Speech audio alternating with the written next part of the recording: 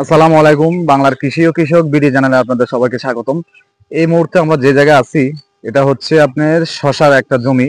আর এই শশার জমিতে আসলে কি পরিমাণ লাভজনক বা কেমন কি এই বিষয়ে আজকে আমরা কথা বলবো। আর এই যে মানে চারা কতদিন বয়সে আপনার মনে করেন হলো যে ফলন হয়, এই বিষয়ে সকল ধরনের তথ্যটা কিন্তু আজকে জানবো পাশেই। আসসালামু আলাইকুম। আসসালামু আলাইকুম চাচা, ভালো আছেন? ওয়ালাইকুম সালাম। আছে ইনশাআল্লাহ ভালো আছে। আচ্ছা, এই যে আপনি যে এই জায়গায় যে লাগাইছেন এগুলো তো শশা। হ্যাঁ, শশা। হ্যাঁ, এই যে শশার এই যে গাছ, মানে এগুলার বয়স কতদিন হয়েছে এগুলা? এগুলোর বয়স 1 মাস হলো।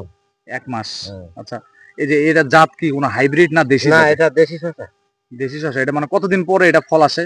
এটা মনে করো যে এই 90 দিনের মধ্যেই ফলন আসে যাবে। ও আচ্ছা, 90 দিনের ভিতরে এটা ফল চলে আসে, হ্যাঁ, দেশি হ্যাঁ, শশা। দেশি শশা। আচ্ছা, কতদিন বয়স মনে হয় আপনার, কত দিন বয়সে এই চারাটা লাগাইতে হয় এটা জমিতে? এটা মনে করো যে বীজ লাগাইছি। ও আপনি বীজ? বীজ এই যে শশার বীজ আছে না, হ্যাঁ, হ্যাঁ। এই বীজ মনে করুন আমরা কিনে আই না, তারপরে জমি চাষ দিয়া, হ্যাঁ। তো সার পানি গোবর টবর এগুলো দিয়া তারপরে ওই বীজ লাগাইছি। ও, এক হাত দেড় হাত পর পর বীজ আচ্ছা। লাগাইছি। অনেকে তো আবার চারা লাগায়, সেই ক্ষেত্রে চাচা কিন্তু হলো নিজেই বীজ নিয়ে আসা সেই বীজটা কিন্তু জমিতে কিন্তু লাগাইছে। সেই ক্ষেত্রে কিন্তু আসলে খরচটা কিন্তু কম, অনেকটা লাভবান হতে পারবেন। এটাতে এখন ওই যে জাংলা দেবো। তারপরে কিন্তু যখন একটু গাছটা একটু বড় হয়ে যাবে তখন আপনি মাচা সিস্টেম করে দিবেন। মাথা মাথা চেষ্টা আচ্ছা, করি। এই যে শশা চাষের মধ্যে আসলে লাভ লস এটা আসলে কেমন কি? এটা তো বর্ষা, এখন তো বর্ষা মৌসুম।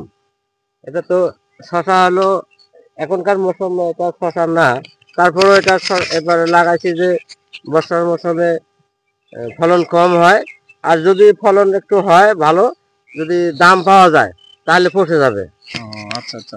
তাহলে মনে করেন বুঝতে পারতেছেন এখন কিন্তু বর্ষার সামনে সিজন আছে। হ্যাঁ, বর্ষাতে যদি বর্ষা সিজনে যদি বৃষ্টি বাদল এগুলা যদি মধ্যে যদি টিকে থাকে, টিকে গাছ থাকে। ভালো হয় আল্লাহর রহমতে, তাহলে কিন্তু আশা করা যাচ্ছে কিন্তু অনেকটা লাভজনক চাষ। লাভজনক।